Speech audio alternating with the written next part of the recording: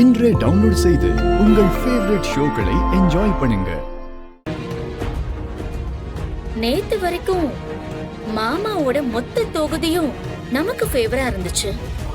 எல்லாரும் நமக்கு ஓட்டு போடுற மைண்ட் செட்டுக்கு வந்துட்டாங்க. ஆனா இப்போ இன்னைக்கு அவர் காணாம போய் எல்லாத்தையுமே தலைகீழா மாத்திட்டாரு.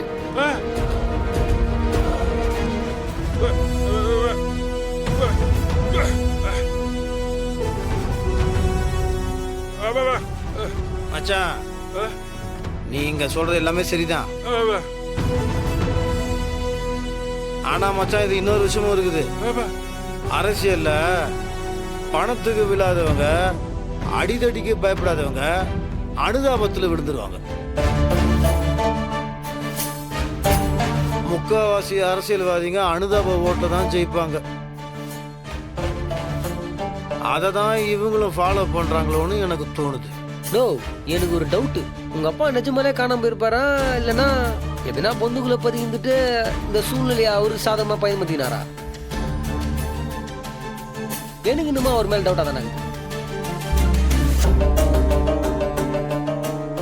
பின்ன அவர் நான் பச்சை குழந்தையா தப்புன்னு தொலைஞ்சு போறதுக்கு?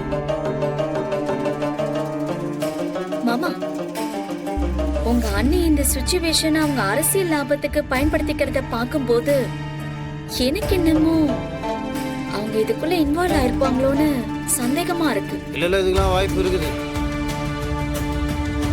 இது அண்ணியும் பண்ணுவாங்க. அண்ணியும் பண்ணலன்னா எங்க அப்பா இதோட அதிகமாகவே பண்ணுவார். அவரே போய் எங்கேயாவது ஒளிஞ்சுக்கிட்டு யாரோ என்னை கடத்திட்டாங்க, ஐயோ நான் காணாம போயிட்டேன்னு அவரு டிராமா போடுவார். இதெல்லாம் அரசியல் ஸ்டண்ட். இத பாருங்க வெற்றி, இப்போ அரசியல்ல ஜெயிக்கிறது முக்கியம் இல்ல, மாமா தான் முக்கியம். மீனா அண்ணியும் மாமாவும் சேர்ந்து திட்டம் போட்டு பதுக்கிருக்காங்கன்னா அது பரவாயில்ல, அதுல ஒன்னும் பிரச்சனை இல்ல. ஆனா நிஜமாவே மாமா ஏதாவது ஆபத்துல மாட்டியிருந்தா, நம்ம எதிரிங்க யாராவது அவரை கடத்தி வச்சிருந்தா, அதையும் நம்ம யோசிக்கணும்ல. இத பாருங்க, முதல்ல அவர் எங்க இருக்காரு, எப்படி இருக்காரு, அதை நம்ம கண்டுபிடிக்கணும். அதுதான் முக்கியம். அதுக்கப்புறம் இந்த எலெக்ஷன்ல ஜெயிக்கிறது அதெல்லாம் நம்ம அப்புறம் யோசிக்கலாம். உங்க நல்ல மனசு உங்க மாமனார் நல்லா இருக்கணும்னு நீங்க நினைக்கிறீங்க. அவருக்கு ஒன்றும் ஆகாதுங்க. ஆனா அவரை பார்த்தீங்களா, உங்களை தோக்கடிக்கிறதுக்கு பயங்கரமான ஸ்டண்ட்லாம் பண்ணிட்டு இருக்கு. அவரு தம்பி சொன்ன மாதிரி ஏதாவது ஒரு பொந்துக்குள்ள தான் போய் உட்காந்துருக்காரு. சரி, உங்களோட திருப்திக்காக நான் அவரை தேடுறேன். பசங்கிட்ட சொல்லிடலாம், போலீஸ்கிட்டையும் சொல்லிடலாம். இப்போ அதை விட ரொம்ப முக்கியமான பவர்ஃபுல்லான ஆளுங்க அரசியல் யாருன்னா ரவுடி பசங்க. நம்ம பசங்க நிறைய பேர் இருக்கிறாங்க. சொன்னான்னு வச்சுக்கோங்களேன், அப்படியே தொக்கா தூக்கிடுவாங்க. நல்லது நடக்கும்.